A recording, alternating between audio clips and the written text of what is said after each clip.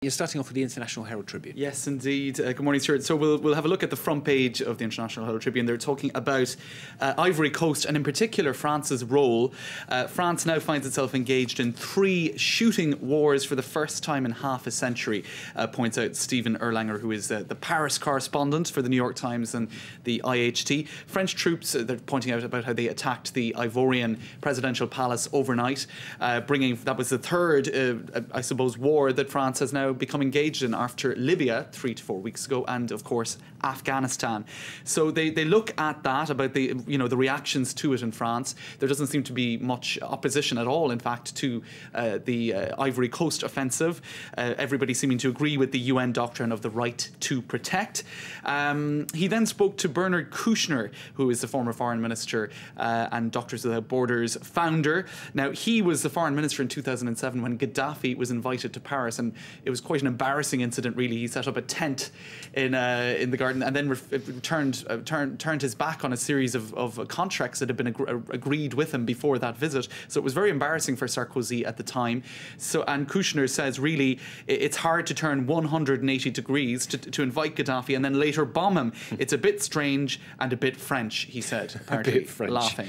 So further, he also said that perhaps there was a desire to override diplomatic failures in Tunisia and in Egypt with what happened in Libya. So more of a focus on Libya, really, which the analysis seems to think that was Sarkozy's, really was his initiative, where, as in Ivory Coast, he was, I suppose, defending UN initiatives.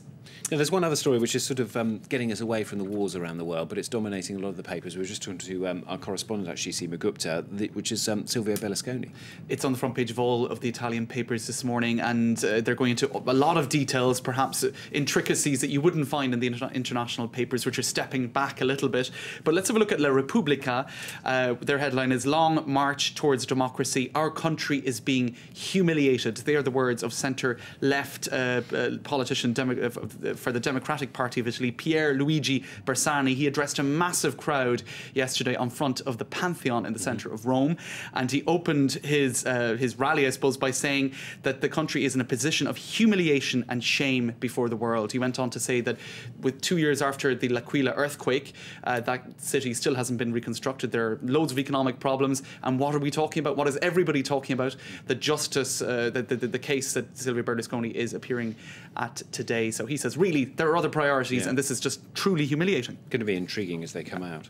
The National, Abu Dhabi, they're talking about the French debate on Islam. Yes, I just said I'd have a look to see what some of the papers were, how they were reacting internationally to this. So a paper based in Abu Dhabi, French debate seen as attack on Islam. That's their headline, so I suppose that says a lot about how they're angling their coverage of it.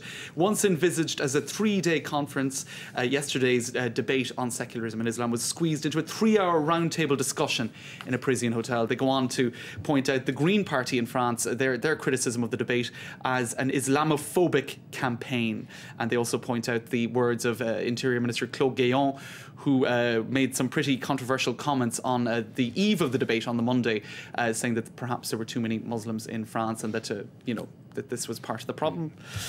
So a quick look at some front pages also in Britain. The Guardian, first arrests for 5 years in phone hacking scandal. That's the scandal that has embroiled the biggest selling paper in the UK, actually, the News of the World Sunday paper.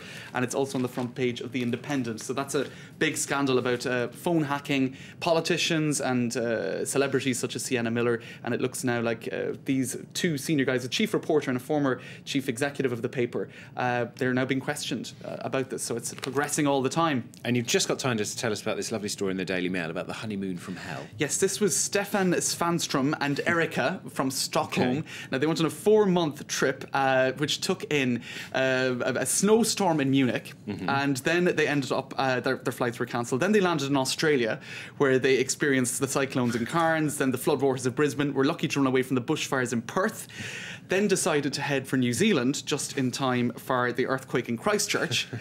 And the last leg of their trip was in Tokyo, where they arrived in time for the earthquake, the tsunami, and whatnot. So literally a series of disasters, one after the other. And apparently, Stefan also avoided the tsunami in where was it? There was the tsunami a number of years back in Southeast Asia. I'm losing the train. Philippines. Yes. So basically, a pretty accident-prone couple. Can we sign them up? I think they could be good correspondents for Absolutely. We can send them to places. Have a nose for trouble. Yeah, we'd know where the next news was going to come from. James, thank you very much. James Green with the International Paper Review. Still to come, Japan sets the first radioactive standard for fish as the Fukushima disaster fallout spreads into the food chain. That comes up in the business news right after the break. Stay with us.